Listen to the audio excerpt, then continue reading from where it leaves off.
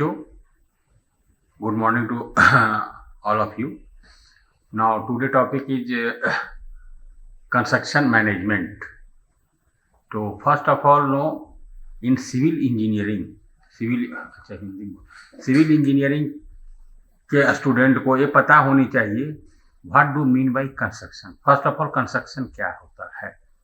तो सिविल में जो भी जैसे घर बनाना हो, रोड बनाना हो, ब्रिज बनाना हो, जो भी हम बनाते हैं all are comes under the category of construction.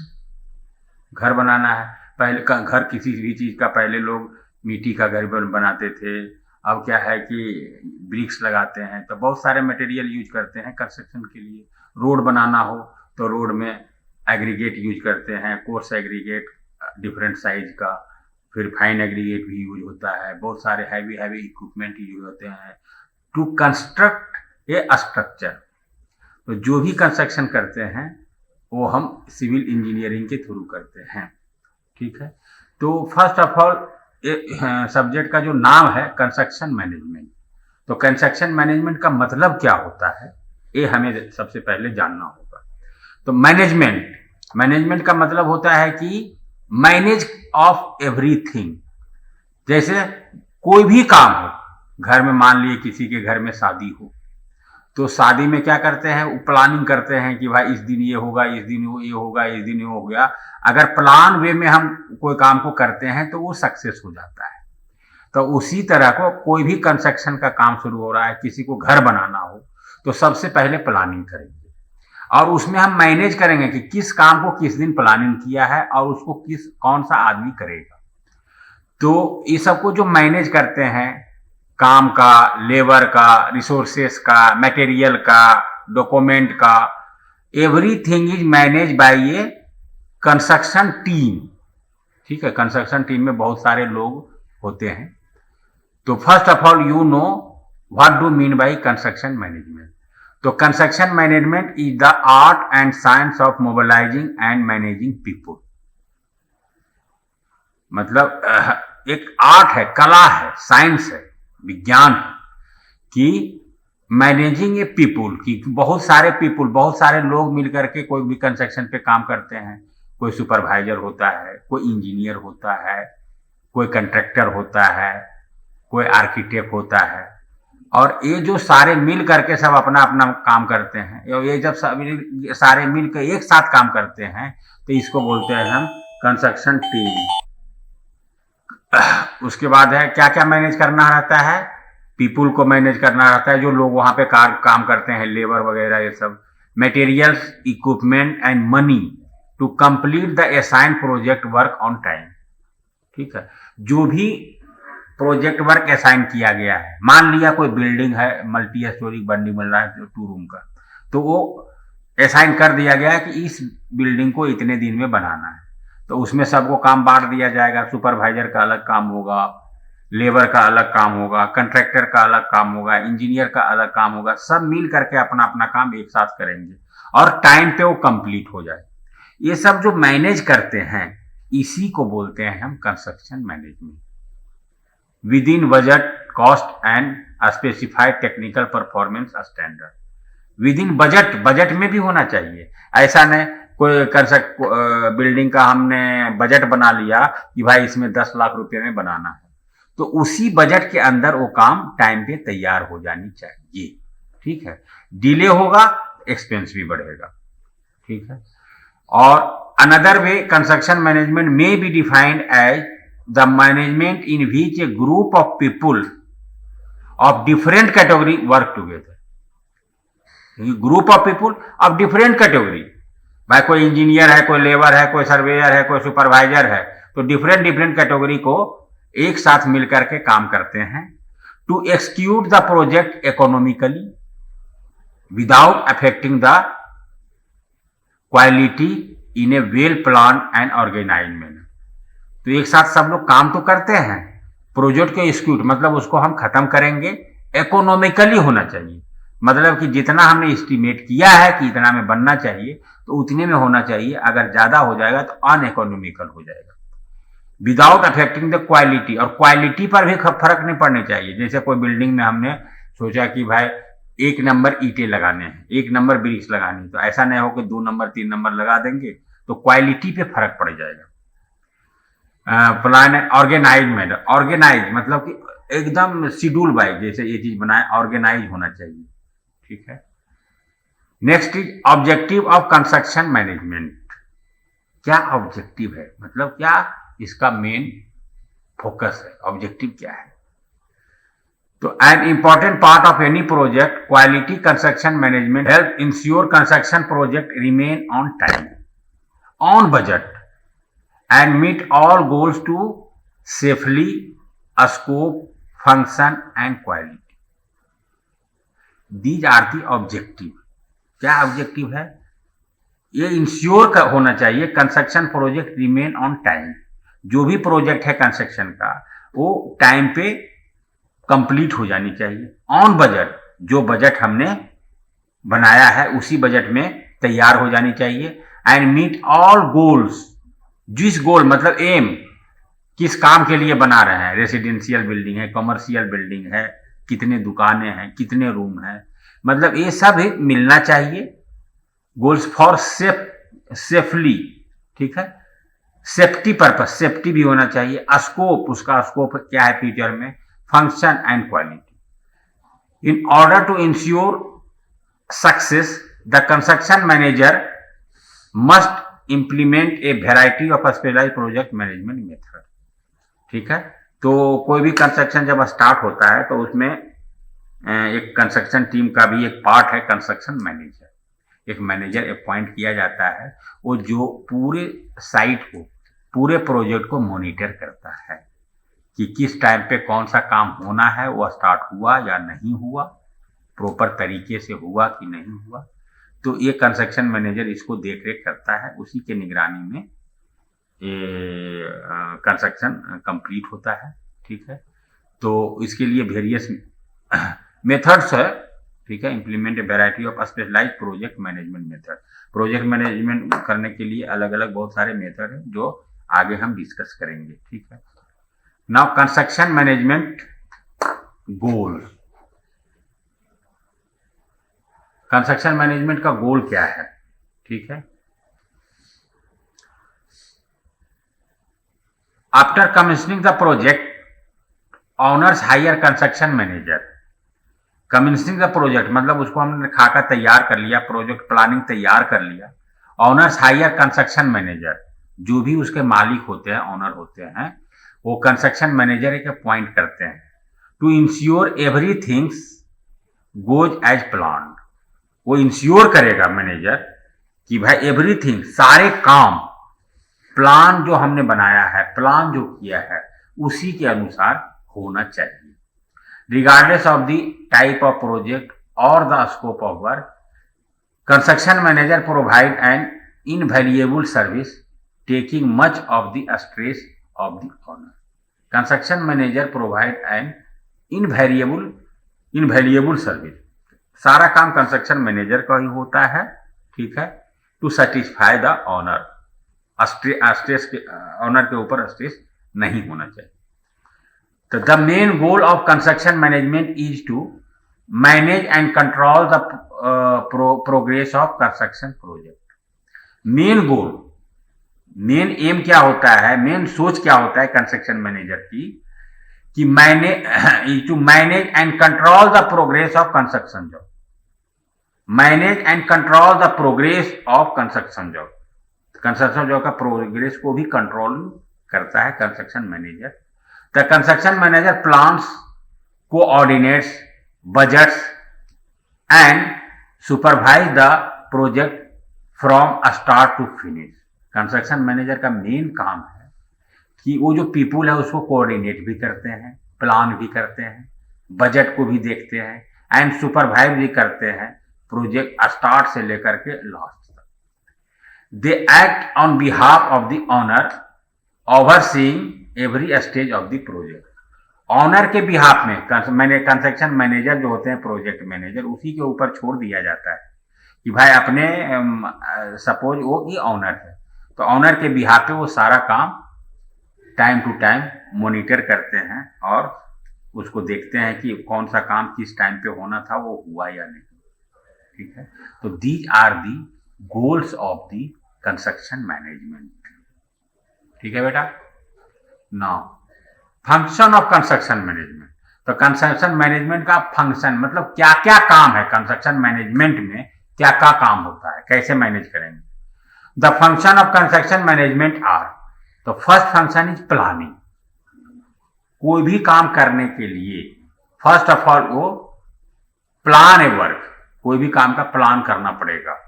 तो प्लानिंग में क्या कहता है, construction manager uses planning to optimise resource use. जो रिसोर्स हमको मिल रहा है, कंस्ट्रक्शन मैनेजमेंट प्लानिंग करता है कि भाई वो मैक्सिमम रिसोर्सेज को यूज करे। मान लिए कि जो भी इक्विपमेंट की जरूरत है हमारे पास, वो हमारे पास है, लेकिन वो चुपचाप साइट पे खड़ा है, उसका कोई यूज नहीं हो रहा है। तो जो भी हम रिसोर्सेज हमने प्रोवाइड किया है, करवाया है, उसको हम प्रॉपर तरीके से यूज करेंगे। ऑप्टिमम मतलब मैक्सिमम यूज करेंगे। Reduce conflicts and solve problem creativity. Reduce conflicts, वहां पर बहुत लोग काम करते हैं तो क्या होता है, एक दूसरे के बीच में झगड़ा भी हो जाते हैं, कन्फ्लिक्ट भी हो जाते हैं। एंड सोल्व प्रॉब्लम्स क्रिएटिवली, उस प्रॉब्लम को भी सॉल्व करते हैं। तो प्लानिंग के अंतर्गत कि ये प्लान में करेंगे कि अगर किसी के बीच झगड़ा हो गया, कन्फ्लिक्ट हो गया, तो उस प्रॉब्लम को भी हम सॉल्व कर सकते हैं। उसके लिए भी प्लान करना होगा, उसमें ज़्यादा टाइम खपत नहीं हो। उसके बाद करते हैं काम का शेड्यूलिंग। शेड्यूलिंग का मतलब है कि भाई एक काम होना है, कोई बिल्डिंग बननी है सपोज, तो उसके लिए क्या क्या करना होगा, शेड्यूल करना होगा, किस समय कौन सा काम होना है। तो construction manager determine how much time the total project will take. तो ये कंस्ट्रक्शन मैनेजमेंट डिसाइड करता है कि भाई कोई भी प्रोजेक्ट जो स्टार्ट हो रही है वो कितने टाइम लेगा। Tracking labour hours, labour hour को भी ट्रैकिंग करता है कि कितने लेबर लगेंगे। And how long each stage will take, कितने समय में ये बन जाएंगे, कितने समय लेगा बनने में। तो these are the comes under the category of scheduling of project. ठीक है। उसके बाद क्या फंक्शन है, organising. Next function is organising. तो management professionals divide the construction project into departments and assign a specific task to individual team member. तो हमने बोला ना कि कंस्ट्रक्शन एक में बहुत सारे लोग मिलके काम करते हैं, सारे मिल के जो काम करते हैं उसी को बोलते हैं हम कंस्ट्रक्शन टीम। ठीक है। तो management professional divide the construction project into departments and assign a specific task. सबको स्पेसिफिक टास्क, फिक्स टास्क, मतलब कि इंडिविजुअल को हर को अलग अलग टास्क दे दिया जाता है। ठीक है, उसी के अनुसार वो काम करते हैं। तो इसी को बोलते हैं ऑर्गेनाइजिंग। उसके बाद है स्टाफिंग। तो staffing is the another function of construction management. It is an important function of construction manager is to ensure employers are assigned to departments and task that are best suited to them। तो staffing का मतलब यही है कि जो employer होता है वो असाइन करता है डिपार्टमेंट को टास्क, मतलब काम, दैट आर बेस्ट सुटेड, जो सबसे अच्छा उसके लायक होगा, सूट करेगा, उसी के अनुसार वो असाइन करते हैं। ठीक है, काम को। उसके बाद है डायरेक्टिंग। जब काम असाइन हो गया तब डायरेक्शन देना पड़ेगा कि क्या क्या करना है।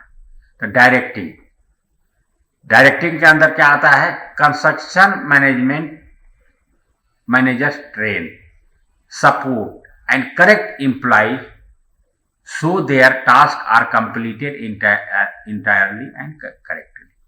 कंस्ट्रक्शन मैनेजर्स क्या करते हैं कि ट्रेन करते हैं और उसको ट्रेन होने में सपोर्ट भी करते हैं। एंड करेक्ट एम्प्लॉय, एम्प्लॉय को करेक्ट, ऐसा नहीं कि जहां पर स्किल लेबर चाहिए वहां अनस्किल दे दिए तो काम अच्छा नहीं करेगा।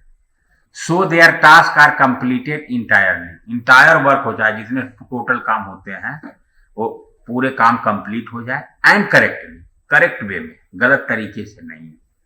तो जिस तरह जो लोग चाहिए, जिस तरह जो मटेरियल चाहिए, जिस जगह पे जो इक्विपमेंट चाहिए वो प्रोवाइड करते हैं कंट्रैक्टर, और उसी के अनुसार हम काम करते हैं।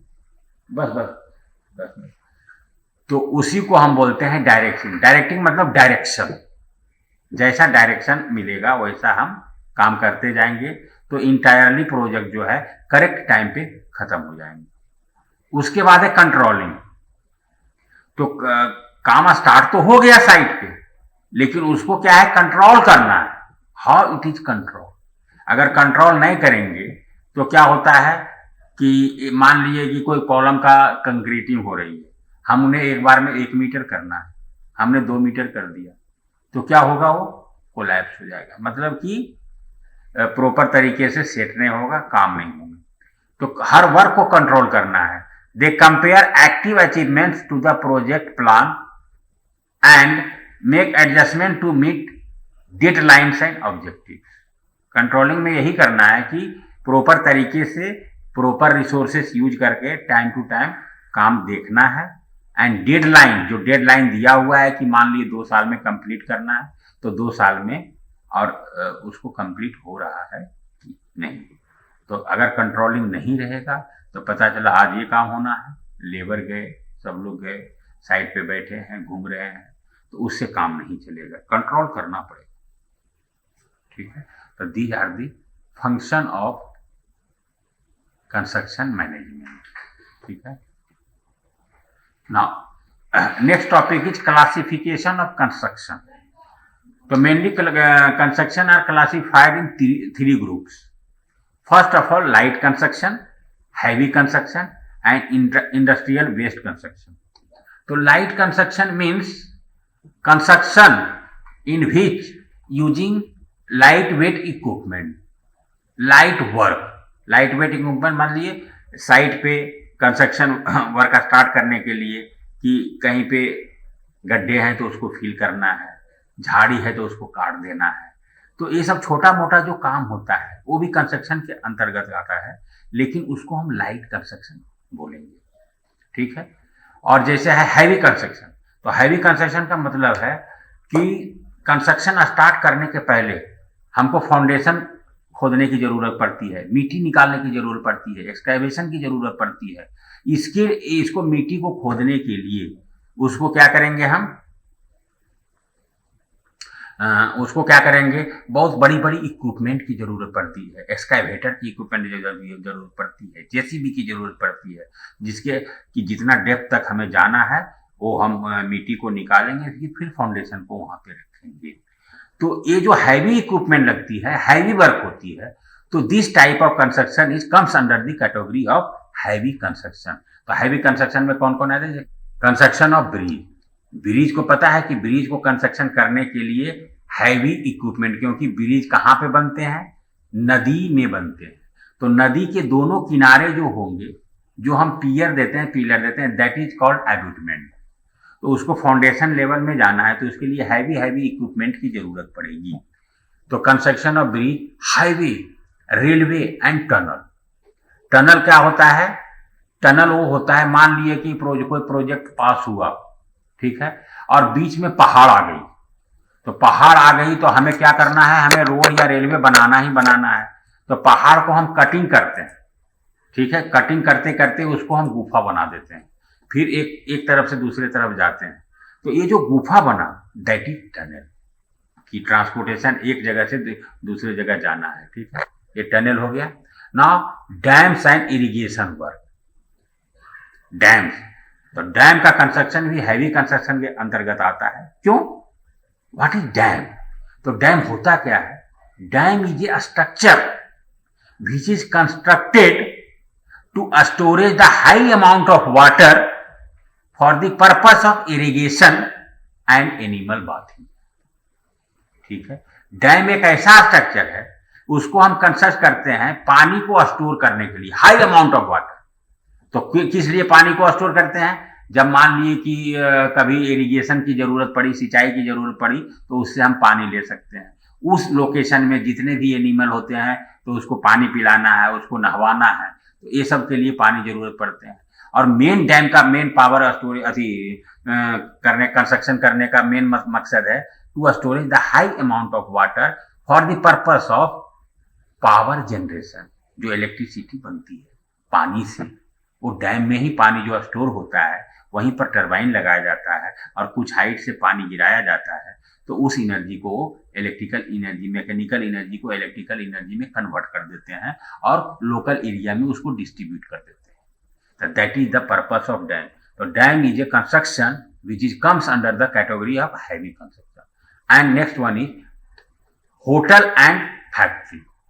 जो होटल बनाते हैं ये भी हैवी कंस्ट्रक्शन, क्योंकि होटल जो होते हैं कितने स्टोरी का होते हैं, 2, 3, 4, 5, 6, 7, 8, 9। तो ये हैवी कंस्ट्रक्शन, क्योंकि उसके लिए फाउंडेशन हैवी देना पड़ेगा, एक्सकेवेशन करना पड़ेगा, फाउंडेशन सैलो फाउंडेशन या डीप फाउंडेशन जो भी बनाना होगा, जमीन के नीचे जाना होगा, तो ये भी हैवी कंस्ट्रक्शन के अंतर्गत आएगा। Now thermal power station, power station बनेगा तो उसके लिए फाउंडेशन भी हैवी जरूरत पड़ेगी, मशीन जरूरत पड़ेगी। तो ये सब जो एग्जाम्पल है किसका, हैवी कंस्ट्रक्शन का, ठीक है। Sewage treatment plant and disposal work. तो डिस्पोजल वर्क के लिए भी बड़े बड़े जो शहर होते हैं उसमें डिस्पोजल मतलब कि जो भी वेस्टेज मटेरियल होते हैं घर का, फैक्ट्री का, कहीं भी, तो एक प्रॉपर प्लेस बनाया जाता है, ठीक है, वहां पर उसको डिस्पोजल करना है, ठीक है। That is called waste management, ठीक है। जो भी वेस्ट होता है उसको मैनेजमेंट और उसको यूज करके रिसाइकिल करके फिर से उसको प्रोडक्ट को तैयार किया जाता है। उसके बाद है सीवेज ट्रीटमेंट प्लांट। तो सीवेज जो होता है, सीवेज निकलता है, इससे भी ट्रीटमेंट प्लांट बनाते हैं और उससे क्या करते हैं, उससे भी एनर्जी जनरेट करते हैं और बहुत सारे जो काम होते हैं उससे हम बल्ब जला सकते हैं, उससे छोटा मोटा काम करते हैं। तो ये सब जो प्लांट बनाते हैं ये भी हैवी कंस्ट्रक्शन में आता है। Now next one is industrial construction. तो इंडस्ट्रियल कंस्ट्रक्शन मीन्स जो भी पर्पस करते हैं इंडस्ट्री के पर्पस में। इंडस्ट्री होता क्या है कि जहां मटेरियल बनते हैं, जहां भी प्रोडक्ट बनते हैं, कुछ भी हो, जैसे कपड़े हो गए, मशीन हो गए, कुछ भी इक्विपमेंट बनते हैं, सब इंडस्ट्री के अंतर्गत आता है। तो वहां भी जो हम वर्क करेंगे वो कहाँ पे आएगा, वो आएगा इंडस्ट्रियल कंस्ट्रक्शन वर्क। तो उसमें एग्जांपल क्या है, देखो, construction of chemical and steel plant, ये भी इंडस्ट्री है। Chemical and steel plant, steel जो हम घर में यूज करते हैं, जो भी कोई भी कंस्ट्रक्शन में यूज करते हैं, तो कहीं साइट पे बनती है, कहीं प्लांट में बनती है, उसी को हम यहाँ ला करके उसको यूज करते हैं। तो उसको जहां साइट पे बनती है वो भी हैवी कंस्ट्रक्शन में आता है। शुगर मिल जहाँ शुगर केन हम जमा करते हैं और वहाँ क्या होता है, उसके जूस से जो हम शुगर भी बनाते हैं, गुड़ बनाते हैं, बहुत सारा चीज बनते हैं। तो ये सब भी हैवी कंस्ट्रक्शन है। ऑयल रिफाइनरी, जो रिफाइनरी है ये भी तुम्हारा इंडस्ट्रियल, क्योंकि ऑयल वहाँ तैयार होती है और रिफाइन होती है और उसके बाद सब जगह वो सप्लाई होती है। थर्मल पावर स्टेशन भी इंडस्ट्री, क्योंकि इंडस्ट्री के अंतर्गत आता है, क्योंकि वहाँ पावर जनरेट करते हैं और थर्मल पावर को वहाँ स्टोर करते हैं और प्रॉपर एरिया में उसको डिस्ट्रीब्यूट करते हैं। Now fertiliser and iron based plants, ये भी तुम्हारा जो है, ये है तुम्हारा इंडस्ट्रियल वेस्ट। फर्टिलाइजर क्या होता है, जो इरिगेशन किसान लोग होते हैं वो क्या करते हैं, खेती करते हैं, तो उसको खेती करने के लिए कुछ फर्टिलाइजर चाहिए to enhance the quantity of grains की क्वांटिटी को बढ़ाने के लिए फर्टिलाइजर यूज करते हैं, लेकिन क्वालिटी उसका रिड्यूस होता है। जितना भी आर्टिफिशियल फर्टिलाइजर यूज करेंगे उसका क्वालिटी रिड्यूस होगा, क्योंकि उसमें केमिकल होती है, ठीक है। लेकिन अगर नेचुरल फर्टिलाइजर यूज करेंगे तो क्वांटिटी इनहेंस होगी, लेकिन उतना नहीं होगी जितना चाहिए, लेकिन उसका क्वालिटी अच्छा होगा। तो ये भी आता है तुम्हारा, comes under the category of different type of construction.